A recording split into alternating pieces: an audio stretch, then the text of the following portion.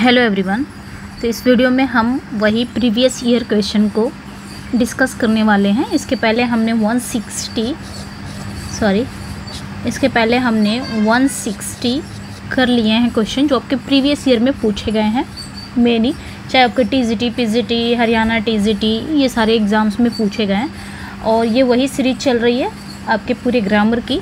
Okay, अभी हम ये टेंसेस वगैरह कर रहे हैं। बाद में जो एंटोनिम्स, सिनोनिम्स, वन वर्ड जितने भी प्रीवियस ईयर में आए हैं वो सब करने वाले हैं। सो स्टार्ट करते हैं सेशन को। इसके पहले मैंने फोर वीडियो अपलोड कर दिए हैं चैनल पे, आप जाके विजिट कर लीजिएगा। आज हम देखेंगे 161 से देखेंगे join into a single sentence. इसमें he was absent from school, he was ill, इसको क्या करना है, एक सिंगल सेंटेंस में ज्वाइन करना है, सिंगल सेंटेंस में, ठीक है। या फिर आप बोल सकते हो कॉम्प्लेक्स सेंटेंस में, सिंगल सेंटेंस में ज्वाइन करना है। ओके, तो यहाँ पे देखेंगे as he was ill, he was absent from school. यहाँ पे आपको सिंगल सेंटेंस में नहीं है, यहाँ पे आप देख सकते हैं ये गलत है। He was ill and so he was absent, so भी कर दिया है। मुझे लगता है यहाँ पे कॉम्प्लेक्स सेंटेंस में चेंज करने के लिए ही बोला है, क्योंकि एज और सो वाला तो नहीं है। यहाँ पे बी करेक्ट हो जाएगा। ही was absent from school because of his illness, ठीक है, क्योंकि वह स्कूल से एब्सेंट था क्योंकि अपनी बीमारी के कारण, बिकॉज ऑफ हिज इलनेस। यहाँ पे एक मिनट, सॉरी, कॉम्प्लेक्स सेंटेंस की भी बात नहीं कर रहा है, यहाँ पे हम फिर से समझते हैं, ठीक है। यहाँ पे सिंगल सेंटेंस की ही बात किया है। ओके, अब यहाँ पे सिंगल सेंटेंस मतलब कोई उसमें क्लॉज ना हो, एक ही क्लॉज हो, यानी कि एक सब्जेक्ट हो, एक आपका वर्ब हो, ठीक है, उसी को सिंगल सेंटेंस कहेंगे। तो यहाँ पे देखेंगे as he was ill, he was absent from school. अब यहाँ पे एक वर्ब है, एक सब्जेक्ट है, एक वर्ब है, फिर एक सब्जेक्ट है, एक वर्ब है। इसमें दो क्लॉज कर दिया, ये सिंगल सेंटेंस नहीं होगा। कंजंक्शन लगा दिया, ये सिंगल सेंटेंस नहीं होता। तीसरा देखेंगे he was ill and so he was absent. यहाँ पे भी एक सब्जेक्ट है, एक वर्ब है, एक सब्जेक्ट है, एक वर्ब है, बीच में कंजंक्शन कर दिया है, ये भी आपका कंपाउंड सेंटेंस हो गया। तो ये सिंगल सेंटेंस नहीं है। बट जो दूसरा यहाँ पे मैंने किया है, दूसरा जो आपका है he was absent from school because of his illness, मतलब वो स्कूल से एब्सेंट था अपनी बीमारी के कारण। यहाँ पे जो बिकॉज का यूज़ हुआ है ना, मैंने ध्यान नहीं दिया था इसके पहले, यहाँ पे जो बिकॉज का यूज़ हुआ है ये रीज़न शो कर रहा है। रीज़न क्या शो कर रहा है कि अपनी बीमारी के कारण, कोई कंजंक्शन का काम नहीं कर रहा, क्योंकि कंजंक्शन का अगर ये काम करता तो कंजंक्शन क्या करता है, वो दो क्लॉज को जोड़ता है। यहाँ पे सिर्फ एक ही क्लॉज है, यहाँ पे कोई क्लॉज है नहीं, तो ये आपका जो हो जाएगा, ये आपका रीज़न शो कर रहा है, तो सो आपका बी करेक्ट हो जाएगा। Okay, next, tick the correct discontinue habit auxiliary to indicate बताना है यहाँ पे, मतलब उस पर टिक करना है जो डिसकंटिन्यू हैबिट दिखाता हो। उस ऑक्सिलरी पे हमें, उस डिसकंटिन्यू हैबिट ऑक्सिलरी पे हमें टिक करना है जो इंडिकेट कर रहा है। क्या इंडिकेट कर रहा है? डिसकंटिन्यू हैबिट को इंडिकेट कर रहा है। There was a house there, वहाँ एक घर था, ये तो नहीं कर रहा है। There used to be house there, वहाँ एक घर हुआ करता था, ये एक हैबिट शो कर रहा है जो कि डिसकंटिन्यू है। अब बी करेक्ट हो जाएगा। ओके, चलिए नेक्स्ट पे आएंगे। ये सब आपके टीजीटी, पीजीटी में पूछे गए क्वेश्चन है। टीजीटी 2005 में पूछा गया क्वेश्चन है। Fees will not be received after 3 PM, इसका the underline expression is will not be received. ये क्या है? पैसिव सेंटेंस है कि मॉडल पैसिव है, फ्रेजल वर्ब है या इंट्रांसिटिव वर्ब है? तो आप देख सकते हैं विल नॉट बी। एक चीज़ याद रखना है कि आपका, अगर आपका कैन आता हो, कैन हो जाए, मे हो जाए, या आपका विल, शैल या शुड, या आपका कुड, ठीक है, कुड, उड हो जाता है, या फिर माइट, ये सारे क्या है? मॉडल हैं, मॉडल एक्सिलरी वर्ब कहलाते हैं। ये मॉडल वर्ब्स हैं, ये भी ध्यान रखना है। लेकिन जब ये एक्टिव वॉइस में रहते हैं तब ये रहते हैं, लेकिन जब ये पैसिव वॉइस में आ जाते हैं तो इनके साथ क्या लग जाता है? बी की फॉर्म लग जाती है प्लस वर्ब की थर्ड फॉर्म लग जाती है, ये ध्यान रखना है, ठीक है। इनके साथ क्या लग जाता है? बी की फॉर्म लग जाती है। पैसिव वॉइस की बात कर रहे हैं। एक्टिव वॉइस में तो ये रहेंगे, कैन का कैन ही रहा जाएगा, मे का मे ही रहेगा, विल का विल ही रहेगा, शैल का शैल, लेकिन पैसिव वॉइस में ये क्या हो जाएगा? कैन भी हो जाएगा, मे भी हो जाएगा, विल भी, शैल भी हो जाएगा, यानी कि बी की फॉर्म लगेगी प्लस वर्ब की थर्ड फॉर्म आएगी। यहाँ पे भी आप देख सकते हैं बी की फॉर्म लगी हुई है, will not B plus verb की थर्ड फॉर्म है, तो ये आपका क्या कहलाएगा? है तो ये पैसिव वॉइस में, क्योंकि बी लग गया है प्लस वर्ब की थर्ड फॉर्म है, ये पैसिव वॉइस में। तो पैसिव वॉइस में तो ये क्या हो जाएगा? पैसिव सेंटेंस नहीं होगा। ये है मॉडल, ये है मॉडल, तो मॉडल पैसिव हो जाएगा। दूसरा ये पैसिव वॉइस में है, पहला क्या है, ये एक मॉडल है, दूसरा ये पैसिव वॉइस में है, तो मॉडल पैसिव हो जाएगा। ये ध्यान रखना है, ठीक है। चलिए नेक्स्ट पे आएंगे। अगला जो क्वेश्चन है यहाँ पे बताना है, replace the underline word with phrasal verb, choose the correct one from the following. Refuse, यहाँ पे अंडरलाइन किया गया है रिफ्यूज़ को।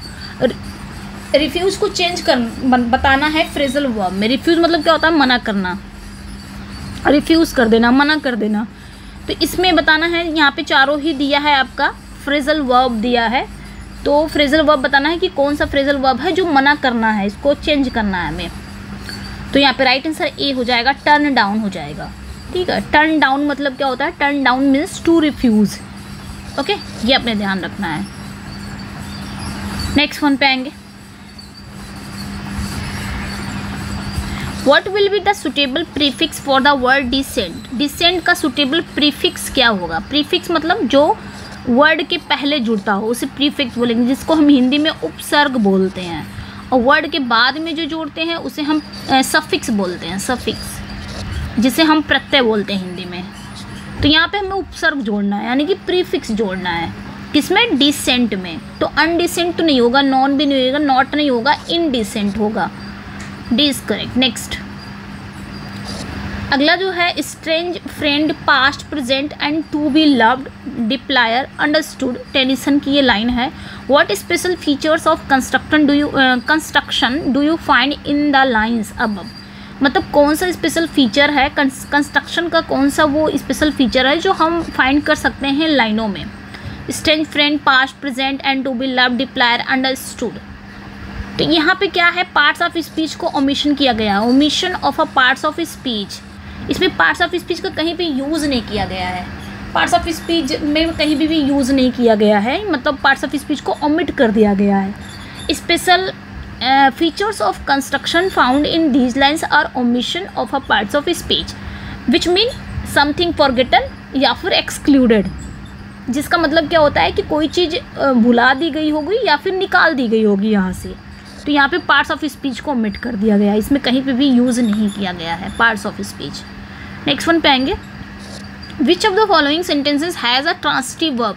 इसमें बताना है कौन सा ट्रांसिटिव वर्ब है। सिंपल है, ट्रांसिटिव वर्ब जिसका वॉट या हुम से, मैंने यहाँ पे कितनी बार बता दिया है, वॉट या हुम से आंसर मिल जाए, जिसको एक ऑब्जेक्ट की ज़रूरत रहती है। विदाउट ऑब्जेक्ट ये नहीं, मतलब विदाउट ऑब्जेक्ट ये अपनी कंप्लीट मीनिंग नहीं देता है। तो देखते हैं, ही नोज़ इंग्लिश, वह इंग्लिश जानता है, ठीक है। ही नोज़, वह जानता है। मैंने पूछा ही नोज़, मैंने कहा ही नोज़, आपने कहा क्या? व्हाट, मैंने कहा इंग्लिश जानता है, बहुत बढ़िया जानता है, यही आपका ट्रांसिटिव वर्ब हो जाएगा। बाकी सब आपका इंट्रांसिटिव वर्ब है। चलिए next. Which of the following sentences in future imperfect tense? Future imperfect tense को क्या कहते हैं मैं पहले बता दे रही हूँ। फ्यूचर कॉन्टिन्यूअस टेंस को ही फ्यूचर इम्परफेक्ट टेंस कहते हैं। फ्यूचर कॉन्टिन्यूअस कैसे पहचानेंगे? फ्यूचर कॉन्टिन्यूअस को हम कैसे पहचानेंगे? विल बी प्लस वर्ब की फर्स्ट फॉर्म में आईएनजी, ठीक है। विल बी या शैल बी, ये ध्यान रखना है। प्लस, तो आपको दिमाग में होगा कि मैम अभी आपने बताया कि विल बी प्लस वर्ब की थर्ड फॉर्म हो तो मॉडल पैसिव हो जाता है, तो वो भी रहता है आपका। जब विल, शैल, ये सारा मॉडल ही है, और इसके साथ जब बी लग गया, बी की फॉर्म प्लस वर्ब की थर्ड फॉर्म, वो पैसिव हो जाएगा। बट विल बी आ रहा है और उसकी वर्ब में आईएनजी फॉर्म है, तो ये कॉन्टिन्यूअस हो गया, ये ध्यान रखना है। वर्ब की थर्ड फॉर्म अगर इसके साथ है तो पैसिव वाइज हो गया, वो मॉडल पैसिव हो गया। लेकिन वर्ब की फर्स्ट फॉर्म में आईएनजी है तो ये फ्यूचर कॉन्टिन्यूअस टेंस हो गया। तो देखते हैं किसमें है। हैज़ स्टोलन, ये नहीं होगा। केम, ये सिंपल पास्ट है। आई शैल किल हिम, शैल तो आया बट यहाँ पे वर्ब में आईएनजी नहीं है, इसका मतलब ये फ्यूचर टेंस है। Mrs Das will soon be visiting us, will भी है, बी भी है, और वर्ब की फर्स्ट फॉर्म में आईएनजी भी लगा है, so D is correct. Next one. Which of the following sentences has a transitive verb. देखिए बार बार पूछा गया है ये क्वेश्चन, ट्रांसिटिव वर्ब के क्वेश्चन बहुत ज़्यादा, ये पीजीटी में आया हुआ क्वेश्चन है। तो कौन सा ट्रांसिटिव वर्ब है? He speaks French very fluently, यही आपका सही हो जाएगा। नेक्स्ट वन पे आएंगे। अगला जो क्वेश्चन है, what is the suitable prefix for the word polite. Polite का सुटेबल प्रीफिक्स क्या है? तो इम्पोलाइट। ज़्यादा टाइम नहीं लगाते यहाँ पे, क्योंकि ये सब आप लोग को पता है, आपने रिवीजन भी कर लिए होंगे। तो specific word for the cry of pigeons. Pigeons का स्पेसिफिक वर्ड क्या है, यानी कि पीजन्स जब रोते हैं तो उनकी आवाज़ कैसी होती है, ये बताना है। उनके क्राई की आवाज़ कैसी होती है पीजन्स के, ये बताना है। क्रो किसका होता है? क्रो। तो यहाँ पे क्या हो जाएगा? पिजन्स के क्राई का क्या हो जाएगा? साउंड। पिजन्स के साउंड की आवाज़ क्या हो जाएगी? साउंड। साउंड के नेम। सो राइट आंसर यहाँ पे कू हो जाएगा। कू कू, ठीक है, कू। तो coo is the word for the cry of pigeons. और वेयर इज चिर्प। चिर्प किसका है? तो is a small of small bird. Chirp is of small bird. जो स्मॉल बर्ड होती हैं, चहचहाना जिसे बोला जाता है ना, जो छोटी छोटी चिड़िया होती हैं वो चिर्प करती हैं। क्रोक किसका हो जाएगा? Croak of frog. Okay, next. The young one of swan is. Swan के बच्चे को क्या कहते हैं हम इंग्लिश में? स्वान के बच्चे का, यंग वन मतलब बच्चे, बच्चे को क्या कहते हैं? सिग्नेट, ठीक है। The young of swan is cygnet. Where is kitten is cat's baby. Kitten किसके बच्चे को? कैट की बेबी को कहा जाता है। चिकन जो होता है वो फाउल्स यंग होते हैं, फाउल के बेबी को कहा जाता है। एंड फॉन जो होता है, फॉन, ये डियर के बेबी को कहा जाता है, डियर, ठीक है। मैंने लिख भी दे रही हूँ यहाँ पे।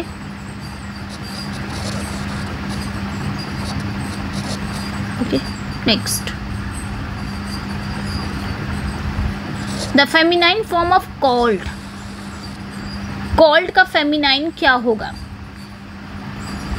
कॉल्ड का feminine, feminine form of colt is filly. Colt का क्या हो जाएगा? फिली। कॉल्ड क्या है? मस्कुलिन है, इसका फेमिनाइन क्या हो जाएगा? फिली हो जाएगा। Feminine form of horse. Horse का मेयर हो जाएगा। हॉर्स मेल है एंड मेयर जो है ये फीमेल है, फेमिनाइन है। बिच किसका होता है? Feminine form of dog is bitch. Dog का हो जाएगा, ये मस्कुलिन है, और बिच जो है वो फेमिनाइन है। ईव किसका है? रैम का है, ठीक है, ये मस्कुलिन है एंड ईव जो है ये फेमिनाइन है, ये ध्यान रखना है। Feminine form of ram is ewe, ये इंपॉर्टेंट है, बहुत पूछता है। नेक्स्ट वन पे आएंगे, प्लूरल ऑफ ब्यूरो। ब्यूरो का प्लूरल क्या हो जाएगा? तो ब्यूरो का प्लूरल बस क्या करना है, इसके आगे एक्स जोड़ देना है, ब्यूरेक्स, यानी कि यू के आगे एक्स जहाँ पे होगा वो सही हो जाएगा प्लूरल। एस है, एस है, एस है, सी करेक्ट हो जाएगा, ये ब्यूरो सिंगुलर है। Next one, the verb form of necessity is. Necessity, इसका वर्ब क्या होगा? तो यहाँ पे आपका डी करेक्ट हो जाएगा, क्योंकि ए टी ई है, जो ए टी ई लास्ट में आता है ना किसी भी वर्ब के, ए टी ई, तो ये आपका मोस्टली वर्ब ही कहलाता है, वर्ब ही होता है। Next, the adjective form of boast. Boast का एडजेक्टिव फॉर्म क्या है? तो full, boastful. Okay, next, the adjective form of boast is boastful. The meaning of boast is to speak with exaggeration and excessive pride, ठीक है। Next one, the adjective coward has the noun form. तो adjective coward है, इसका noun क्या होगा? Noun क्या होगा? Adjective coward has the noun form cowardice, ठीक है। The meaning of coward is a person who fears in facing danger, difficulty, pain etcetera. Next one, the word abound. Abound का noun क्या होगा? तो अबाउंडेंस, ठीक है। Abound has the noun form abundance. The meaning of abound is to be rich or well supplied. Next, give the right suffix for the word just to make it an abstract noun. तो just में suffix जोड़ना है, ऐसा suffix जोड़ना है, right suffix जोड़ना है जो एक abstract noun बन जाए। justly होगा नहीं, जस्टिफाई नहीं होगा, जस्टिस। जस्टिस तो नाउन बन गया, नाउन बजा, और जो कि एक अब्स्ट्रैक्ट नाउन भी है justice. Next, the collective noun for constable. Constable का कलेक्टिव क्या होगा, यानी कि कांस्टेबल का कलेक्टिव क्या होगा, कलेक्टिव नाउन क्या होगा कांस्टेबल के लिए? बंच होगा, ग्रुप की, पॉसी या बैच, क्या होगा ये बताना है। सो राइट आंसर यहाँ पे क्या हो जाएगा आपका? डी हो जाएगा, batch. Collective noun for constable is batch. Meaning of constable is एक officer of the peace having police and minor judicial functions. Next, which of the following sentences has a transitive verb? फिर से आ गया transitive verb. तो भाई जिसको एक object की ज़रूरत होती है वही ट्रांसिटिव वर्ब होता है। तो no one can speak French like the natives, B correct हो जाएगा। नेक्स्ट, टाइम इसलिए मैं समझा नहीं रही क्योंकि बहुत बार बता चुकी हूँ, इस वजह से। इन द सेंटेंस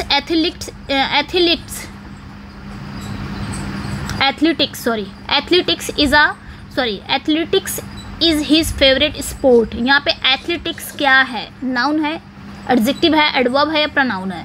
देखिए प्रोनाउन तो होगा नहीं, क्योंकि pronoun he, she, it, they, you, we ये सारे होते हैं, ये तो है नहीं।